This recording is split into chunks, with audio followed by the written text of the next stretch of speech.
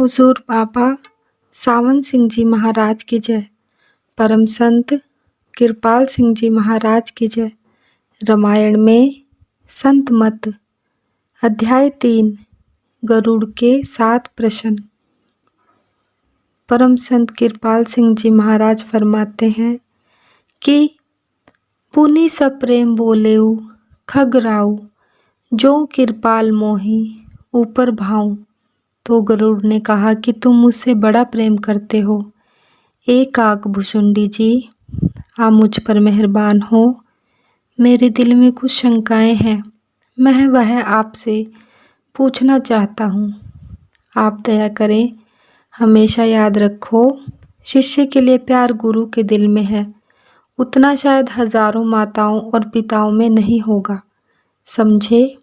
माता पिता भी यह ख्याल रखते हैं कि बड़ा होकर हमें कमा कर देगा। अरे भाई, गुरु क्या चाहता है? कुछ भी नहीं। वह यह चाहता है कि इसकी आत्मा प्रभु से जुड़ जाए। बस यह उसका मिशन काम होता है। वह कहते हैं कि तुम मुझसे बड़ा प्यार करते हो, मेहरबान हो, इसलिए मैं अर्ज करता हूँ, आप इनका जवाब दीजिए। नाथ मोहि निज सेवक जानी, सप्त प्रश्न मम कहू बखानी। कहते हैं मुझको अपना सेवक जानो। मेरे दिल में 7 सवाल हैं, उनका आप दया करके जवाब दीजिए। प्रथम ही कहू नाथ मति धीरा, सब ते दुर्लभ कवन शरीरा। ए स्वामी, आप बड़ी अक्ल वाले हो, बड़े दानिशमंद हो, तो यह आप बताएं कि शरीरों में से सबसे दुर्लभ शरीर कौन सा है?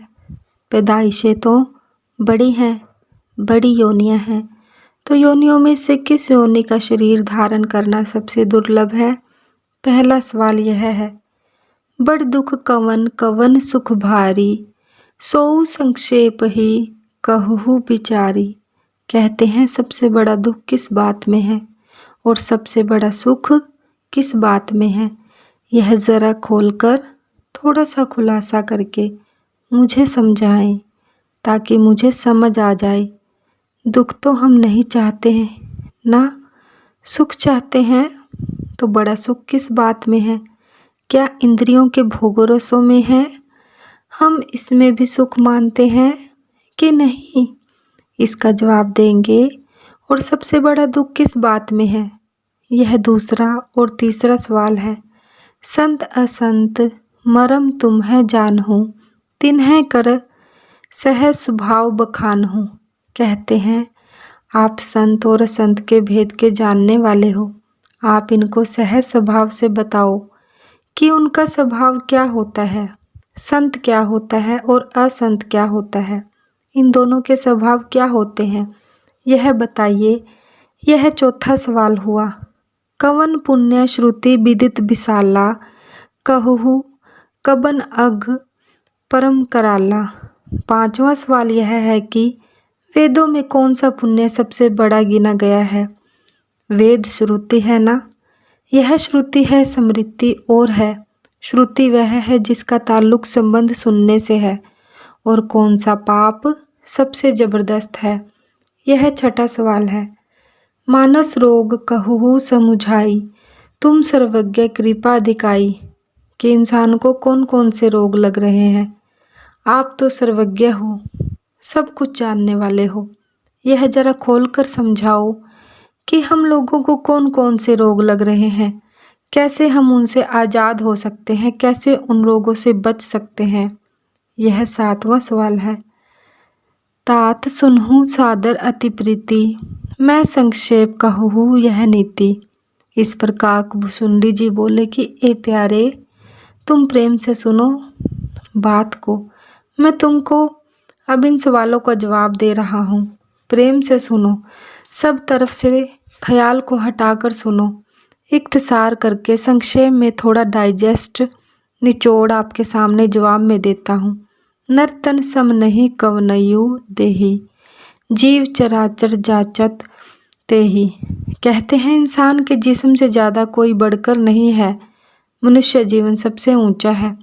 हाईएस्ट इन क्रिएशन है मनुष्य जीवन। सर्व जून तेरी पनहारी, सर्व मैं तेरी सिरदारी। सर्व जूनों में तू सरदार जून है और सब जूनें तेरी सेवा के लिए बनाई गई है। मनुष्य जीवन बड़े भागों से मिलता है।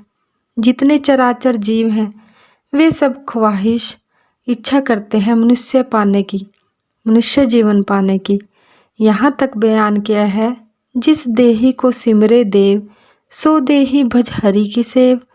देवी और देवता भी जिस मनुष्य जीवन को पाना चाहते हैं, अरे भाई तुमको वह मनुष्य जीवन मिला है, अब उस प्रभु को पाने का वक्त है, इसलिए मनुष्य जीवन सबसे ऊंचा गिना गया है।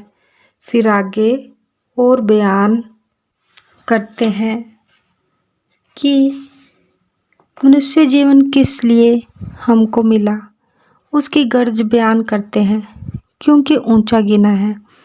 नरक स्वर्ग अपवर्ग निसेनी, ज्ञान विराग भक्ति शुभ देनी। कहते हैं नरक और स्वर्ग को मोक्ष के पाने की यह सीढ़ी है। नरकों में जाने के सामान कर लो, स्वर्गों में जाने के समान कर लो, या मोक्ष प्राप्त करने के कर लो।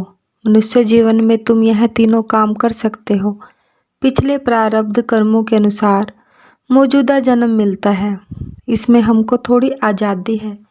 जो क्रियामान कर्म हम करते हैं, जहाँ चाहो लाइन डाल दो, आगे की हालत तुम बदल सकते हो। Man is the maker of his own destiny. इंसान अपनी किस्मत आप बनाता है। पीछे जो किया अब भोग रहे हैं, अब जो थोड़ी आज़ादी है इसमें अब ठीक कर लो। नरकों की तरफ जाने के समान है इंद्रियों के भोगों रसों में, लोगों को दुख दो। स्वर्ग जाना है तो लोगों को सुख पहुंचाओ। अगर जन्म मरण से रहित होना है तो अभी इंद्रियों के घाट से ऊपर आ जाओ, उस रस को पा जाओ। यह रस इंद्रियों के भोगों के रस फीके पड़ जाएंगे, आना जाना खत्म हो जाएगा। तो तीन चीज़ें आप मनुष्य जीवन पाकर कर सकते हो। सो तनु धरी हरि भजही, ना जे नर हो ही विषयरत मंद मंद तर। कहते हैं ऐसे मनुष्य जीवन पाकर जो हरि की पूजा नहीं करते, हरि का भजन नहीं करते, भई परापति मानुख देहे हुरिया, गोविंद मिलन की यह तेरी बरिया। सब महापुरुष यही कहते हैं, it is thy turn to meet God. मनुष्य जीवन पाकर अगर यह आत्मा को मन इंद्रियों से आज़ाद करके आने जाने के जो कारण हैं उनसे हटा करके प्रभु से नहीं जोड़ लेता, इसका मनुष्य जीवन सफल नहीं होता। तो कहते हैं कि वे लोग विषयों में मस्त होकर महामूर्ख और मूढ़ बन जाते हैं। गुरु अमरदास जी साहब ने एक जगह कहा है, धिगु धिगु खाइया धिगु धिगु सोइया, धिगु धिगु कापड़ू अंगी चढ़ाइया। हमारे खाने पर, सोने पर, जिस्म की बाहरी बनावटें, हार श्रृंगार करने पर हजार हजार बार लानत है।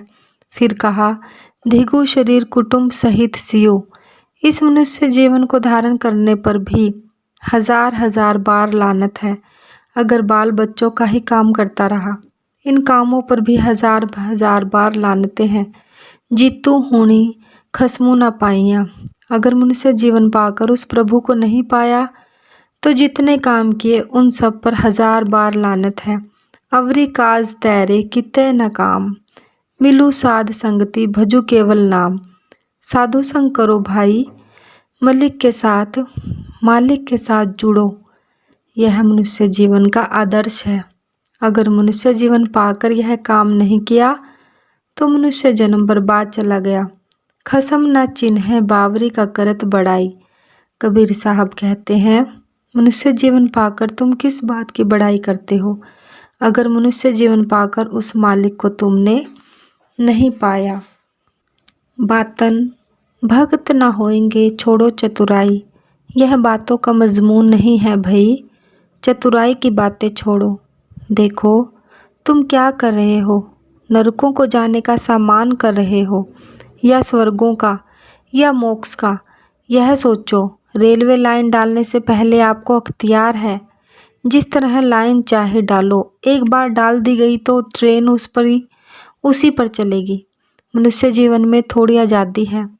विवेक बुद्धि प्रभु ने दी है। एक लाइन ड्रॉ करें, एक लकीर खींच दें, इधर या उधर कर या मेक बनाकर सकता है या अनमेक बिगाड़ सकता है।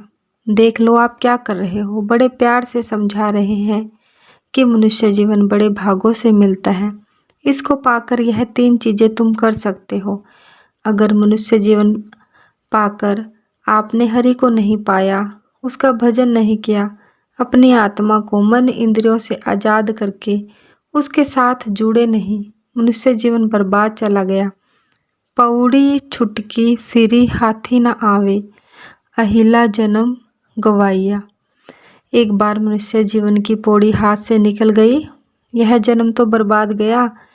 फिर या नसीब मनुष्य जीवन आपको मिले, फिर तुम यह काम कर सको, तो मनुष्य जीवन का पाना बड़े भागों से होता है।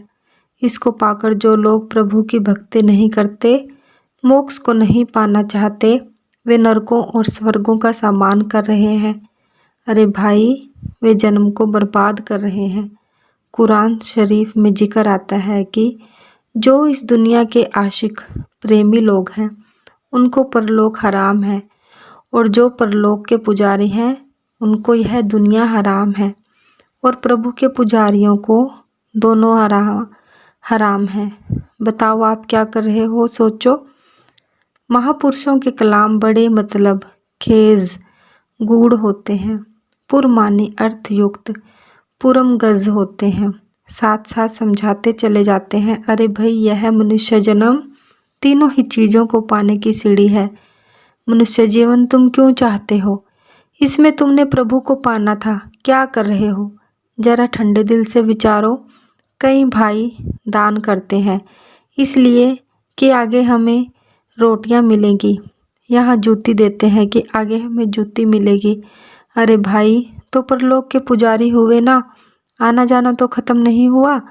मनुष्य जीवन की यह गर्ज नहीं थी। कांच किरिच बदले ते लेही, करत ते डारी परस मनी ते ही। कहते हैं वे जाहिल लोग हैं, मूढ़ पुरुष हैं, जो पारस के पत्थर को फेंक देते हैं। पारस पत्थर मिल जाए, उसको जो फेंक दे, उसको अक्लमंद आप कहोगे? उससे तो सोना बनता है। भाई, मनुष्य जीवन बड़े भागों से मिला है। इसमें तुम अपनी आत्मा को प्रभु से जोड़ सकते हो। जो इसको पाकर इससे फ़ायदा नहीं उठाते, वे ऐसे ही हैं जैसे पारस के बदले सोना ले ले, कांच ले ले। तो मनुष्य जीवन पाने की यह कदर बयान कर रहे हैं कि मनुष्य जीवन पाने की यह कदर है। जो जाहिल लोग हैं, मूढ़ पुरुष हैं, वे इससे फ़ायदा नहीं उठा रहे हैं। देखो, साथ ही साथ डिग्री दिए जा रहे हैं। यही और महापुरुष भी कहते हैं, फरमाते हैं, झलके उठी पपीलिए वीणु मुग्ध अजानी। सुबह उठकर जिस्म के पालने और इसके ताल्लुकात के बनाने ही में सारा जीवन बसर कर रहे हैं। उस प्रभु को नहीं जाना, यह जानते हुए कि मनुष्य जीवन चंद रोज़ा है, आखिर छोड़ जाना है। तो कहते हैं ऐसे लोग कौन हो सकते हैं, या मूढ़ों के मूढ़ या अनजान बच्चे। इन दोनों में एक जरूर है। सारे महापुरुष यही कहते हैं, प्राणी तू आइया लाहा लैनी, लगा कि तू खूब फकड़े सब मुकदी चली रहनी। ए प्राणधारी इंसान, तू दुनिया में आया था यह परमार्थ हासिल करने के लिए। तू किन फिजूल व्यर्थ के कामों में लग गया? वह फिजूल काम कौन से हैं? कबीर साहब ने जिक्र किया है कि रावण का, कहते हैं, सोने की लंका थी। समझे, कुदरत की ताकतों को अपने कब्जे में वो लाया था। फिर कहते हैं मूर्ख रावण क्या ले गया? वह मूर्ख था, क्या ले गया यहाँ से? जिस्म साथ आता है पैदा होते हुए, यह पहला संगी और साथी है, पर जाते हुए साथ नहीं जाता है। अरे भाई, वे चीज़ें जो इस जिस्म करके बनी हैं, वे कैसे साथ जाएंगी जो इन्हीं में लग रहे हैं? अरे भाई, वह मूढ़ लोग हैं, ना समझ लोग या अनजान बच्चे हैं। बड़े प्यार से समझा रहे हैं, नहीं दरिद्र सम दुख जग माही, संत मिलन सम सुख जग नाही। यह तो एक सवाल का जवाब दिया। समझे, क्या खूबसूरती से जवाब दिया है। अब दूसरा और तीसरा सवाल आ जाता है कि दुनिया में दुख और सबसे बड़ा कौन सा है और सुख सबसे बड़ा कौन सा है और सुख किस बात में है। तो कहते हैं मुफलिसी, गरीबी से ज़्यादा मुसीबत दुनिया में कोई नहीं है। गरीबी सब पापों की ज़मीन बन जाती है। बैग बोरो और स्टील समझे खरीद नहीं सकता। कर्ज कोई देता नहीं, वह चोरी पर गिर जाता है, अपने धर्म से उसूल से गिर जाता है। अरे भाई, जर धन और जन स्त्री की पुजारी दुनिया बन रही है। देखिए यह बीमारी सब जगह है, नादारी, मुफलिसी, गरीबी। सबसे बड़ा दुख इसमें इंसान क्या कुछ नहीं करता, वह काम करता है जो नहीं करना चाहता। बच्चे भूखे मरे तो क्या करे, चोरी करेगा। अपनी भूख तो शायद सहार जाए मगर बच्चों की नहीं सहार सकता है।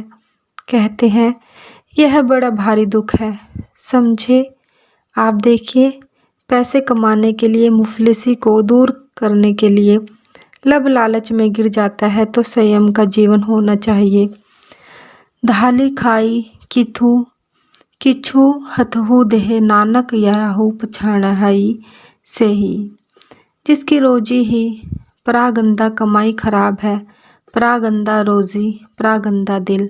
यह सबसे बड़ा दुख है दुनिया में। इसको रोटी मिलती रहे फिर वह संयम में रह सकता है। लब लालच ना करे, जीवन संयम का बनाए, प्रभु की भक्ति करे।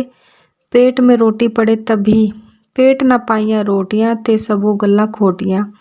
यह पंजाबी मिसाल है।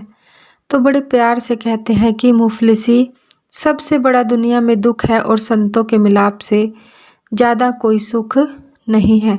सबसे बड़ा सुख कहाँ मिलता है? संतों की सोहबत में। संत मिलते कहाँ हैं?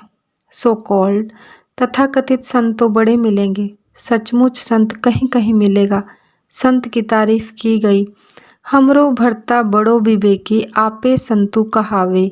जब वह परमात्मा किसी पोल केंद्र पर इजहार करता है, उसका नाम संत है।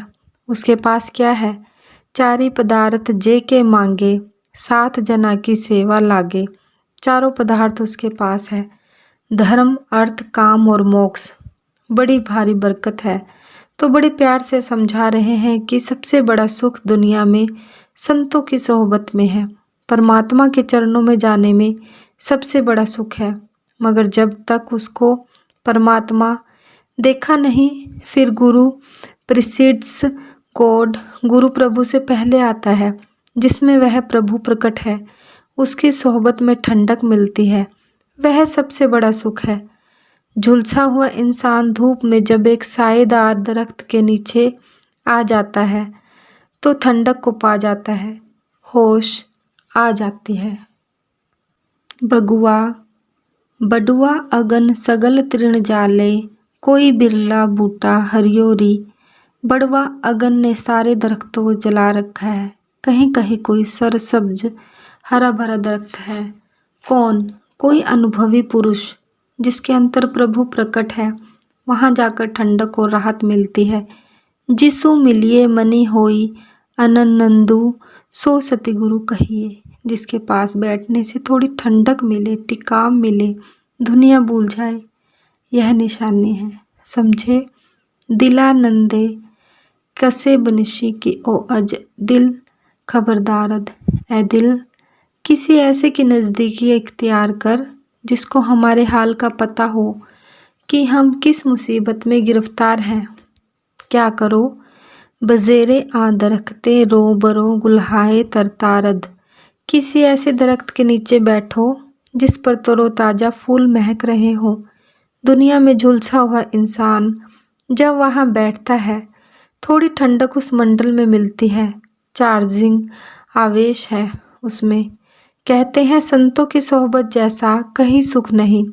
वहाँ और क्या होता है? सुभर भरे प्रेम रस रगी, उपजे चाऊ साध के संगी। वे प्रभु के प्रेम और रस और नशे के ओवरफ्लोइंग कप्स, उभर उभर कर डुलने वाले प्याले होते हैं। उनको देखने से प्रभु का चाव बनता है। पहली बात, फव्वारा चल रहा हो, उसके गिरदा गिर्द जो लोग बैठे हों, हवा पानी के फवारे से लग कर आए ठंडक देती है कि नहीं, उसके मंडल में बैठने से टिकाव मिलता है। तो बड़े प्यार से समझा रहे हैं।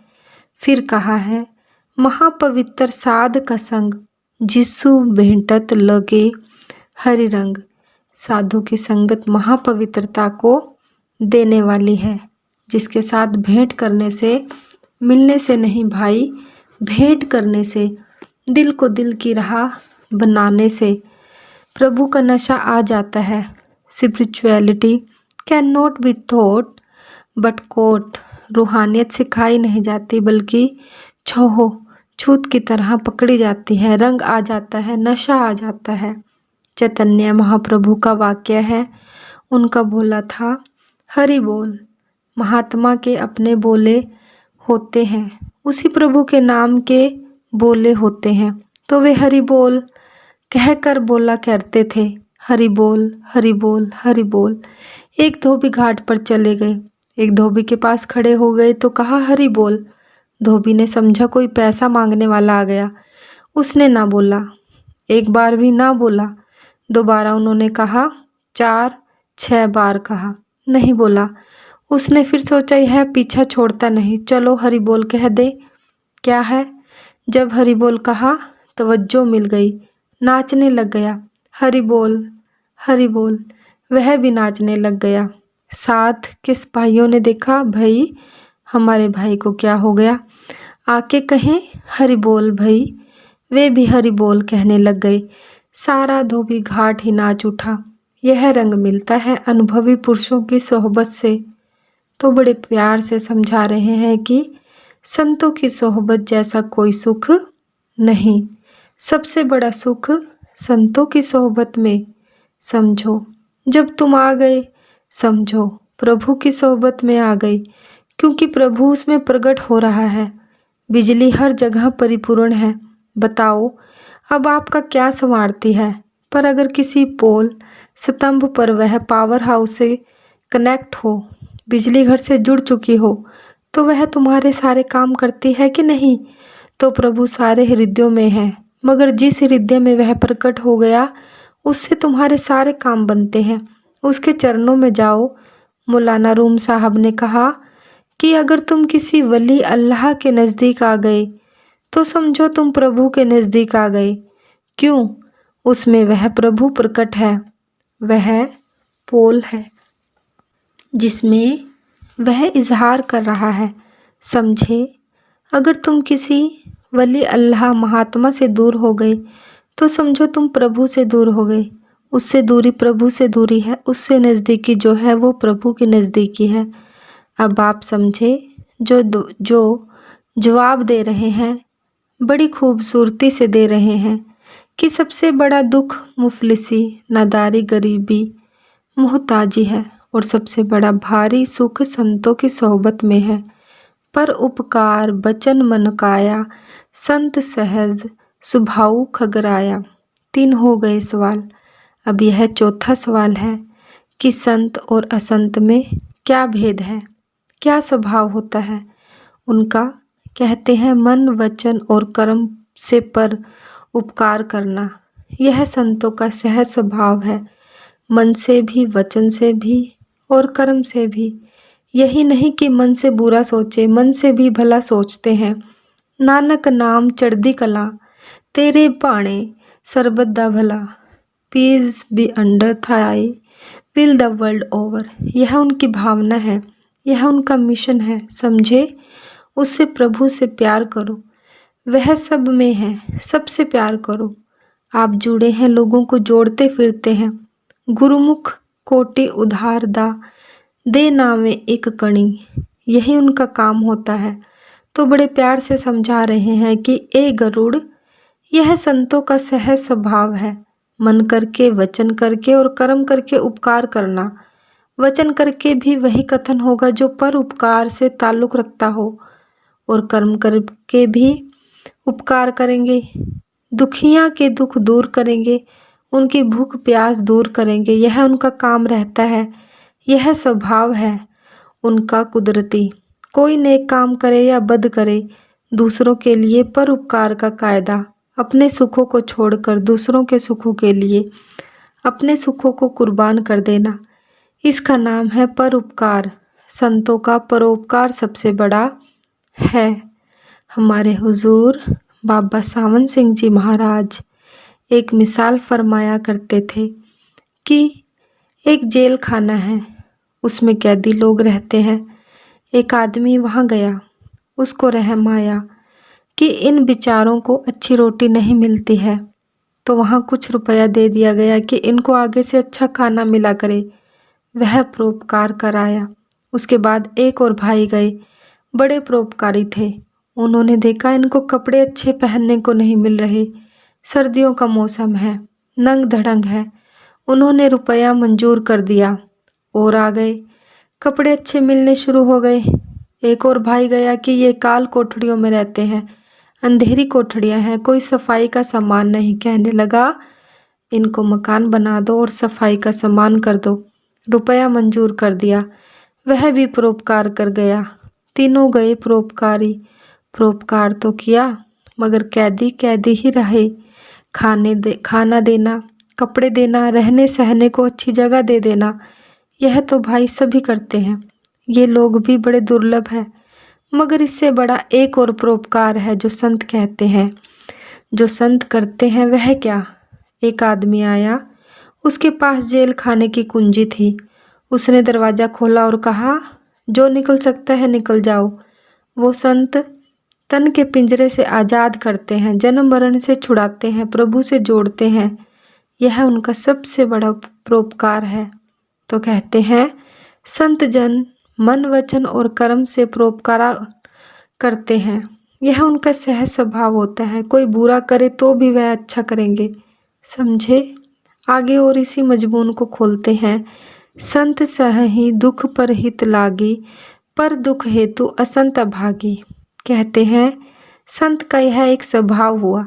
दूसरा यह है कि औरों को सुख पहुंचाने के लिए आप दुख भी सह लेते हैं। आपको पता हो वाल्मीकि कैसे संत बने, महर्षि कैसे बने? डाकू थे। एक संत गुजर रहे थे तो उसने देखा कि यह कोई शिकार है। वह उनको लूटने लगा और मारने लगा।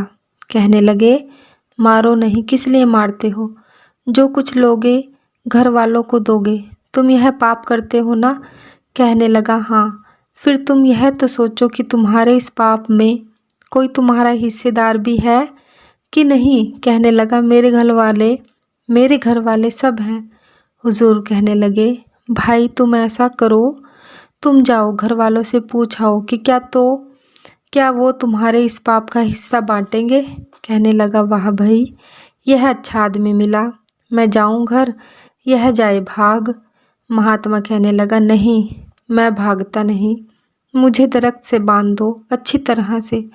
तुम घर से सिर्फ पूछ लो, फिर जैसे होगा कर लेना। उसने कहा, भाई बात तो ठीक है, चलो पूछाते हैं। उसको बांध गया दरख्त के साथ। घर गए, पूछने लगे, अरे भाई, मैं इतना पाप जो करता हूँ, लोगों के गले काटता हूँ, मारता हूँ, लूट खसूट करता हूँ, बताओ यह पाप है ना?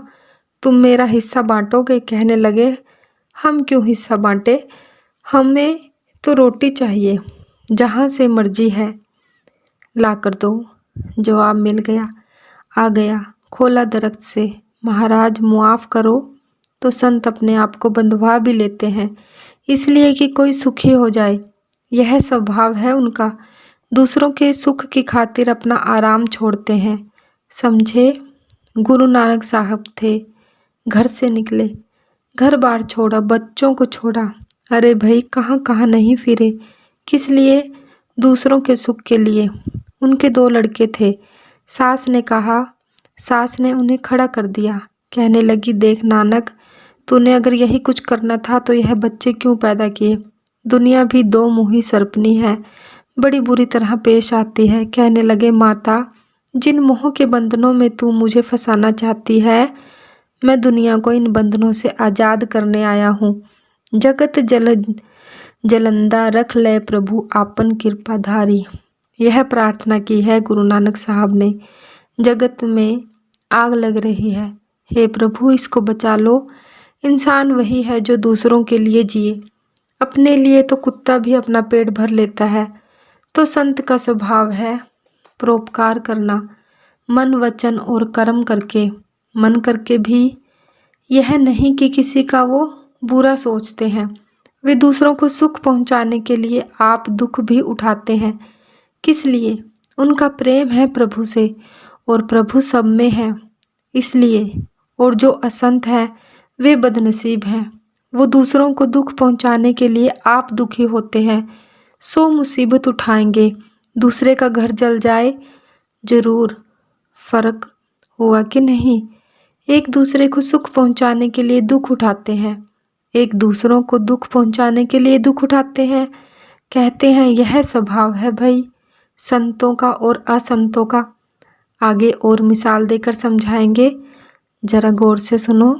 भुर्ज तरु राम संत कृपाला, परहित नीति सह विपत्ति विशाला। कहते हैं संत जन दयालु पुरुष होते हैं, भोजपत्र के दरख्त की तरह हैं वे। औरों की भलाई के लिए रोज सख्ती और मुसीबतें झेलते हैं। भोजपत्र की आपको पता है कैसे छाले उतारे जाती हैं, छीले जाते हैं, यानी अपने आप को छिलवा भी लेते हैं ताकि लोगों को सुख हो। भोजपत्र के कपड़े पहना करते थे ऋषि मुनि महात्मा सत कभी कहते हैं वे ऐसे हैं सुख देने के लिए, और दूसरे लोग जो हैं सन इव खल पर बंधन करई, खाल कड़ाई विपत्ति सही मरई। और जो संत लोग हैं वे सन की तरह होते हैं, खाल उतरवाते भी हैं, मगर किस लिए? कि रस्सा बनकर लोगों को बांधा जाए। बात वही है, मिसाल देकर समझाने का यत्न कर रहे हैं कि जो असंत हैं वे लोगों को दुख देने के लिए अपने आप को छिलवा भी लेंगे, दूसरों को दुख पहुँचे सही, दूसरों के घर के साथ पहले अपने घर को जलाने के लिए तैयार हैं। मगर संत जन अपना घर तो जला लेते हैं पर दूसरों को आबाद कर लेंगे, यह फर्क है। देखो वह कहाँ मिलता है, समझे?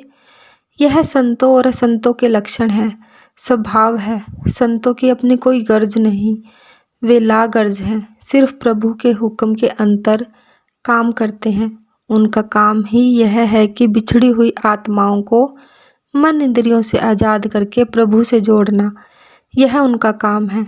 पापी से पापी लोग उनके चरणों में जाके डाकुओं से महर्षि बन जाते हैं। मौलवी रूम साहब बड़े आलिम फाजिल थे। उन्होंने क्या किया, स्कूल में पढ़ाया करते थे। एक दफ़ा शम्स तबरेज साहब अनुभवी पुरुष थे, आ गए, वहाँ किताबें पढ़ी थी। पूछा ई चिस्त यह क्या कर रहे हो भाई?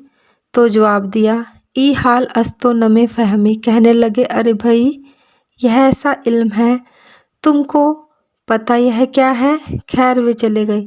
स्कूल की छुट्टी हुई तो उन्होंने शम्स तबरेज ने तख्तियों को जो धोने वाला जो बच्चा था पानी से भरा हुआ सब किताबें कलमें उसमें डाल दी। जब आए मौलवी रूम साहब तो देखा कि किताबें नहीं थी। पूछा अरे भाई यह किताबें कहाँ हैं? एक निकाली सूखी किताब, दूसरी निकाली, तीसरी निकाली, तख्ती वगैरह सब सूखी और पानी से निकल रही है। कहने लगे मौलवी रूम ई चिस्त यह क्या है भाई? कहते हैं इल ई हाल अस्तो नमे फहमी। अरे भाई यह ऐसा इल्म है जिसका तुमको पता नहीं। तो आलिमों और अनुभवी पुरुषों में बड़ा भारी फर्क है। अब आप देखेंगे कि मौलवी रूम को मौलाना रूम बनाने के लिए उन्होंने शम्स तबरेज ने कितने दुख सहे, लोगों की मुखालिफत भी सही, सब कुछ किया, आखिर जान भी दे दी। आखिर क्या कहा है मौलवी रूम ने? मौलवी हरगिज़ नाशूद मौलाए रूम, मौलवी हरगिज़ मौलाना रूम ना बन सका। ता गुलामे उस थम्स शम्स तबरेजी ना सूद, जब तक शम्स तबरेज का गुलाम ना बना। अरे भाई इसलिए हम संतों के पास जाते हैं कि जिस गति को उन्होंने पाया हम भी पा जाएं। असल मतलब तो यही है। तो यहाँ तक कहा बया साकी इनायत कुन तो मौलानाए रूमीरा, ए मुर्शिद गुरु, तू मुझ पर दया कर, मुझ पर रहम किया कर कि मैं गुलामे शम्स तब्रेज़म कलंदर वार में गोयम, मैं सारी दुनिया से कहूँ मैं भाई शम्स तब्रेज का गुलाम हूँ। सिख शिष्य को मान होता है गुरु का, समझे मैं फलाने गुरु का शिष्य हूँ, पूर्ण गुरु हूँ, तो इसमें बड़ी शोभा है। देखिए कोई भी हो, आम असूल यही है, शिष्य गुरु से पढ़ता है, कोई नई बात नहीं। वह इल्मे रूहानी है, इल्मे लुदनी है, पराविद्या है जो इंद्रियों के घाट से ऊपर मिलती है और बाहरी इल्मों का ताल्लुक इंद्रियों के घाट से है।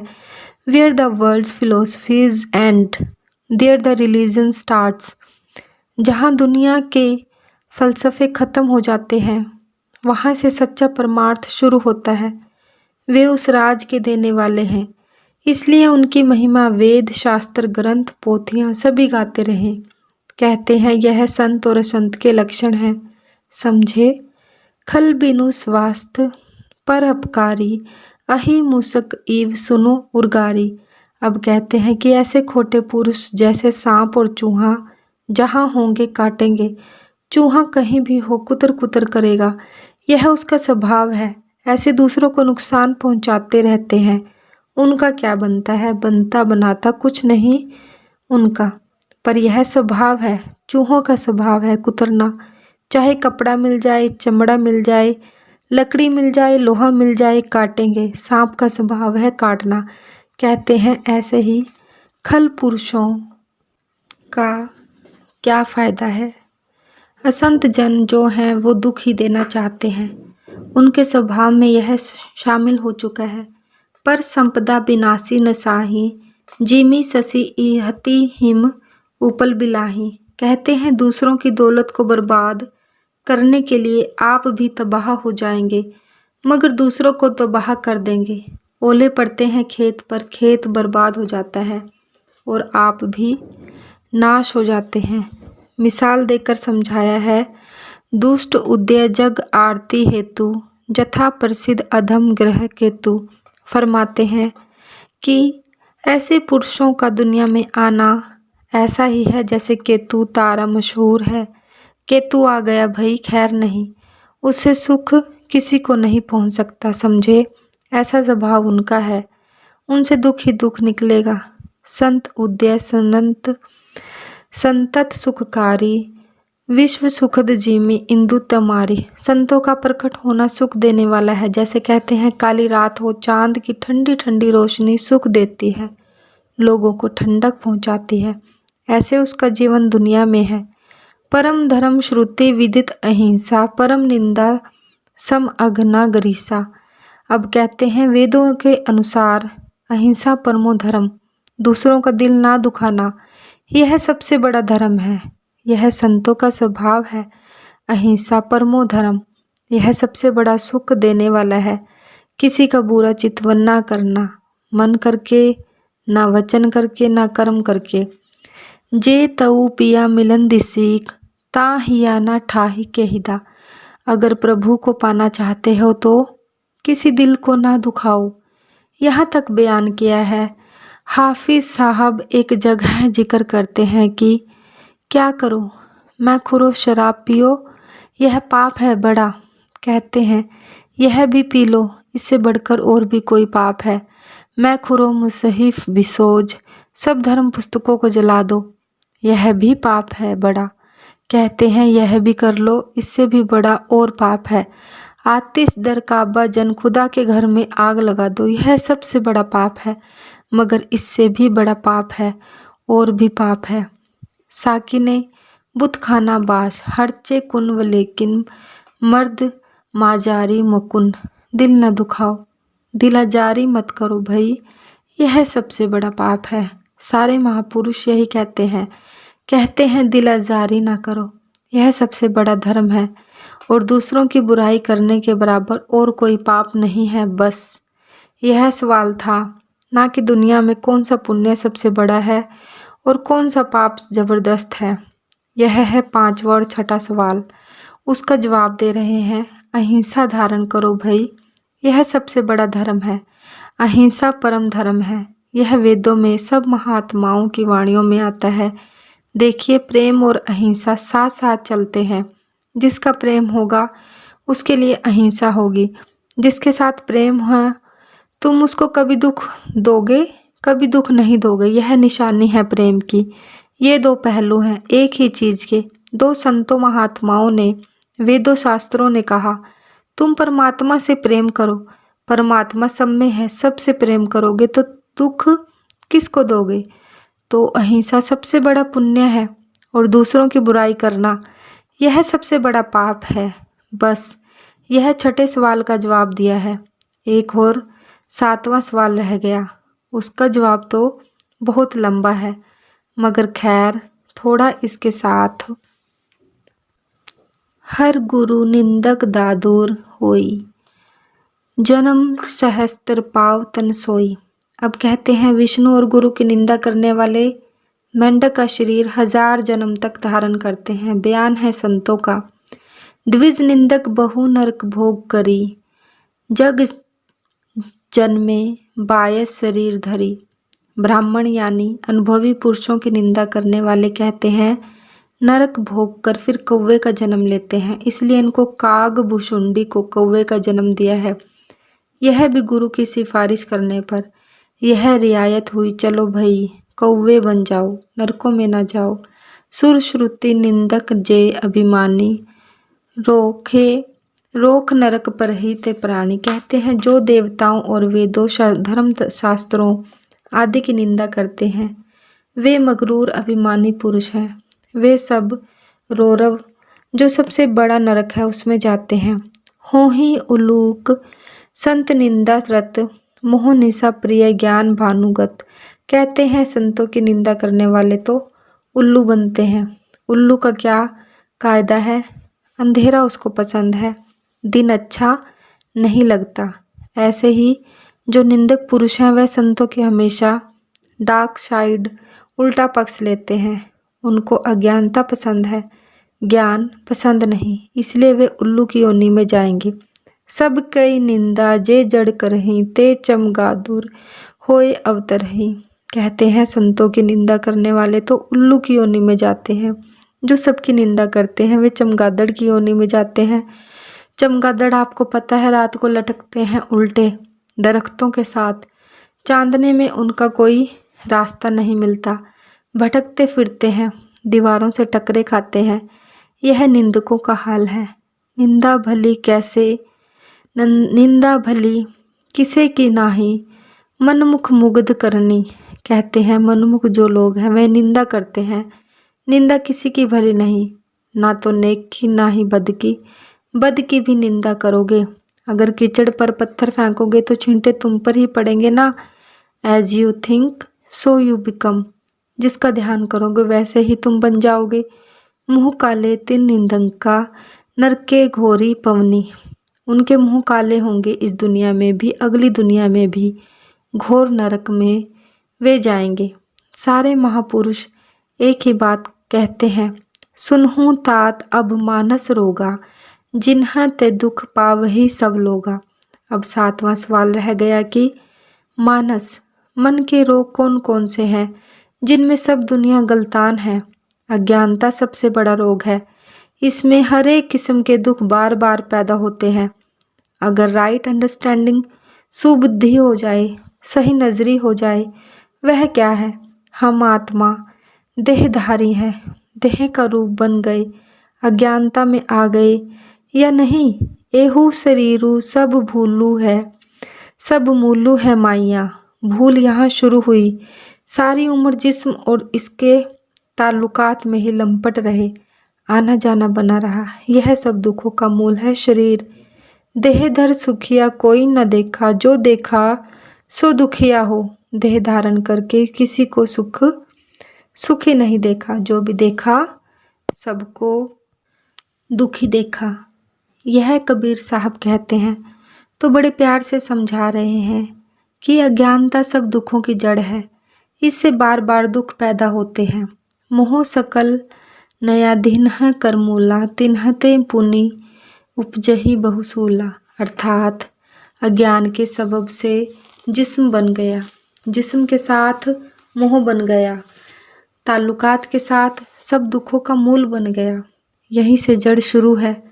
अगर हम जिस्म के ऊपर आना सीख जाएं, महापुरुष क्या कहते हैं, जिस्म को छोड़ो, चलो ऊपर तुम आत्मा देहधारी हो। आखिर जिस्म को छोड़ना है, अभी छोड़ना सीख जाओ। वह उस अविद्या की जड़ को काट देते हैं पहले दिन ही। तुम आत्मा हो, देहधारी, देह नहीं, आखिर छोड़नी पड़ेगी। तो यहाँ से कहते हैं जिस्म का मोह बन गया, सब पापों का सामान बन गया।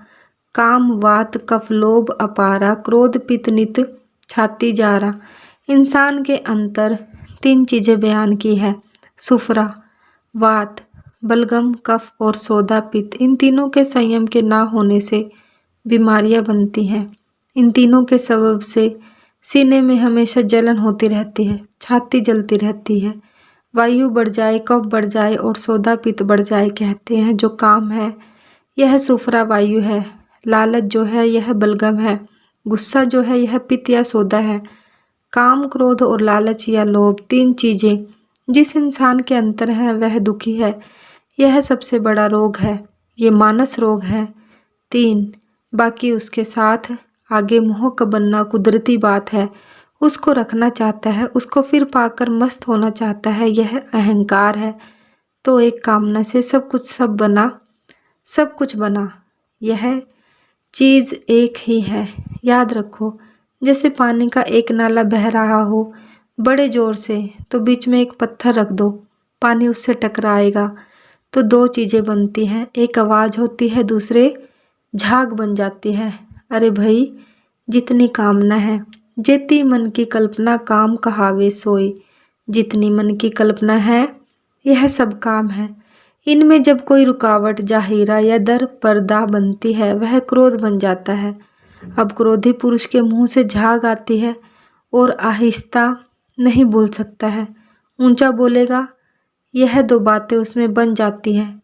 जहाँ क्रोध है जरूर पाना चाहता है, यह लोभ है, कुछ भी हो वह पाएगा, इसका नाम लोभ है। ये 3 चीज़ें हैं। हर इंसान के अंतर में वात है, कफ है और पित्त है। 3 ही से बीमारियां बढ़ती हैं। कहते हैं ये 3 चीज़ें जिस हृदय में है वे बड़े भारी दुखी हैं। यह बड़े भारी 3 रोग हैं। प्रीति करही जो तीनियों भाई, उपजई सनिन पात दुखदाई। अरे यह तीनों भाई सुफरा, बलगम और सोदा या पित्त अगर एक साथ प्यार करें तो फिर दुखदाई सरसाम हो जाता है। दिल दिमाग ठिकाने नहीं रहते। सरसाम में आपको पता है क्या होता है? सिर पर बुखार चढ़ जाता है, ना सो सकता है ना देख सकता है। यह हालत दुनिया की हो रही है। काम, क्रोध और लालच के सबब से इनका दिल दिमाग सही नहीं। कहते हैं यह सबसे बड़े रोग हैं। तो महात्मा बुद्ध ने क्या इलाज बतलाया? बी डिजायरलेस, कामना विहीन हो जाओ। चलो, ना कामना रहे, ना क्रोध, ना लोभ लालच रहेगा। कामना ही नहीं तो किस बात का क्रोध हो। यह संतों के लक्षण हैं और इन्हीं के ना होने से लोग दुखी हैं। विषय मनोरथ दुर्गम नाना, ते सब सूल नाम को जाना। कहते हैं यह मुख्तलिफ किस्म के रोग हैं जो हर एक इंसान के अंतर में है, मगर लोग जानते नहीं हैं कि वे क्यों दुखी होते हैं। एक मिसाल दिया करते हैं कि कहीं एक दुकान लगी थी, कहने लगे बड़ी अच्छी दुकान है। अब काल कहता है अभी मैं बतलाता हूँ।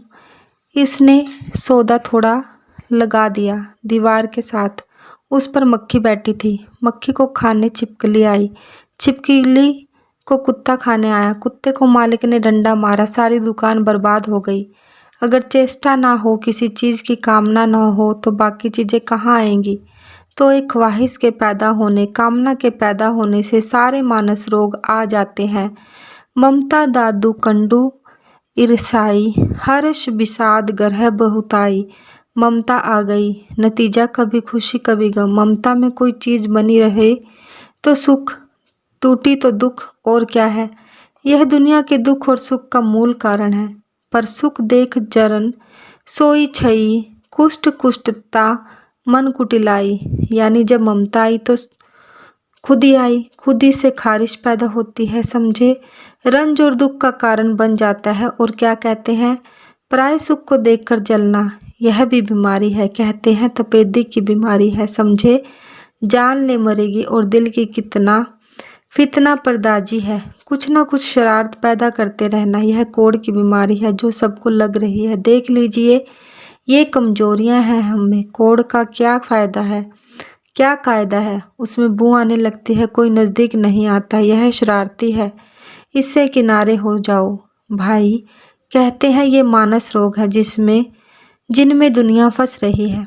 अहंकार अति दुखद डमरुआ, दंभ कंपट मदमान नहेरुआ। गरूर अहंकार एक डमरू रोग होता है, उसकी तरह है, अहंकार में डूबा फिरता है। पाखंड कपट वगैरह यह भी रोग है।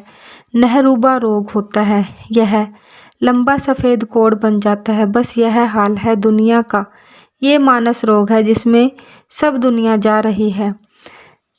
तृष्णा उदर वृद्धि अति भारी, त्रिविधि इष्णा तरुण तिजारी। लालच जलंधर रोग है, इसमें पेट में पानी पड़ जाता है, जिसमें पड़ जाए पड़ता ही रहता है। और इसी किस्म के ईर्ष्या द्वेष कई किस्म के रोग बन जाते हैं। युग विधि जवर मत्सर अविवेका, कहाँ लगी कहो कुरोग अनेका। कहते हैं पराई भलाई को ना देखना और अज्ञान, यह दो किस्म के बड़े बुखार हैं और इनसे कई रोग और पैदा हो जाते हैं। यह मानस रोगों का जिक्र कर रहे हैं। एक बेआधी बस नर मरही, ते असादी बहु बेआधी, पीड़ही संतत जाव कहूँ सो की मित लहे समाधि। कहते हैं आदमी को रोग लग जाए तो मौत के घाट उतरता है। जिसको इतने रोग लग जाएं उसका क्या हश्र होगा, समझे। कहते हैं फिर वह सुख कैसे पा सकते हो। आगे इसका थोड़ा सा जवाब देते हैं दोहे में। नेम धर्म आचार तप, ज्ञान यज्ञ जपदान, भैशन पुनि कोटि नहम नहीं, रोग जाहि हरि जान। कहते हैं इन सब का इलाज हरि का जानना है। आत्मा का मन इंद्रियों के घाट से ऊपर आकर प्रभु से मिलना। अगर वह प्रभु मिल जाए, जैसे आग के पास बैठकर सब ठंडक दूर हो जाती है, बर्फ़ के पास बैठने से गर्मी दूर हो जाती है, वैसे ही जब आत्मा मन इंद्रियों से आज़ाद होकर ऊपर आती है तो आत्मा महाचेतन प्रभु से जुड़ जाती है, इन सारे रोगों से आज़ाद हो जाती है। गुरबाणी में आता है, रोग रहित मेरा सतगुरु जोगी। कहते हैं मेरा सतगुरु ही सब रोगों से रहित है, बाकी सब रोगों से भरे पड़े हैं। तो कहते हैं दुनिया में जितने नियम हैं, धर्म है, आचार हैं, तप है, ज्ञान है, यज्ञ है, जप दान वगैरह, जिनका ताल्लुक अपरा विद्या से है, उनके करने से भी ये रोग नहीं जाते हैं। इन रोगों से हटने का इलाज, छूटने का इलाज आत्मा का जुड़ना है, परा विद्या, आत्म तत्व का बोध। आगे बहुत सारा खोल कर समझाएंगे। तो इन 7 सवालों का जवाब कागभुसुंडी जी ने गरुड़ को दिया। इन सब में हमारी बीमारियों का जिक्र आ गया, इनका इलाज भी बताया है। तो संतों के पास यही इलाज है कि आपको इंद्रियों के घाट से ऊपर आने का रास्ता देते हैं। ये दुख कहाँ से आते हैं, कामनाएं कहाँ से पैदा होती हैं। इंद्रियों के घाट से वे कहते हैं आँखों को बंद कर लो, कानों को बंद कर लो, मुंह बंद कर लो, बाहर की कामनाएं हिलोर देने वाली नहीं पैदा होंगी। देख देख कर ख्वाहिशात, इच्छाएं पैदा होती हैं ना, या सुन सुनकर या भोग भोग कर। कहते हैं इन तीनों से अपनी सूरत को हटाकर नाम के रस के साथ जोड़ दो, सारे रस फीके पड़ जाएंगे, आना जाना खत्म हो जाएगा। इन सब का इलाज हरि का भजन है, परा विद्या है, आत्म तत्व का बोध है, जो सूरत का शब्द के साथ नाम के साथ लगना है। यह इन सब दुखों का वाहिद एकमात्र इलाज है।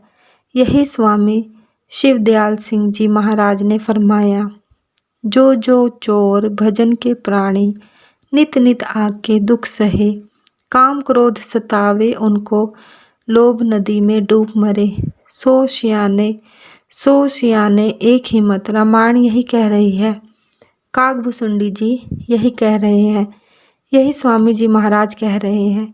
अरे भाई, कामनाओं से विहीन हो एक इलाज कब होगे?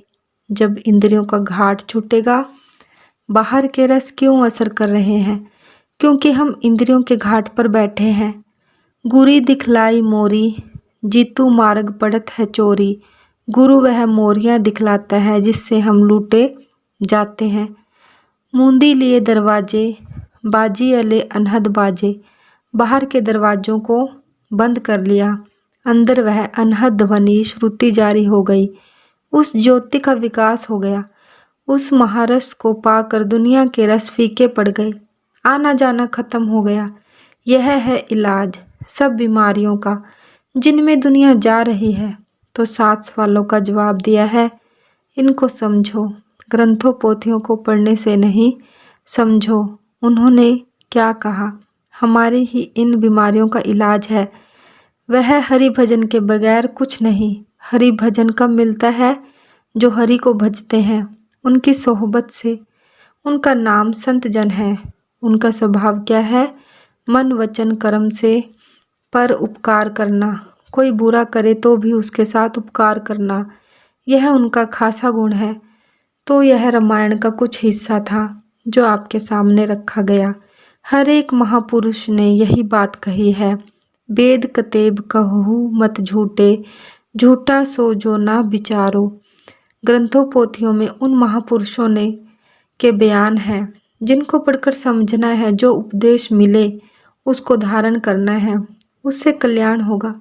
जो खुराक खाकर हजम हो जाएगी वही ताकत देगी, जो हजम ना होगी वह बीमारियां पैदा करेगी। तो आमिल होना अमल हो साथ तब तो ठीक है, नहीं तो खारिश खुजली की बीमारी है। जितनी खाज ज़्यादा करोगे उतनी ही और बढ़ेगी। दुनिया में रहकर इससे किनारे कैसे रह सकता है? सवाल यह है। एक फकीर ने कहा है,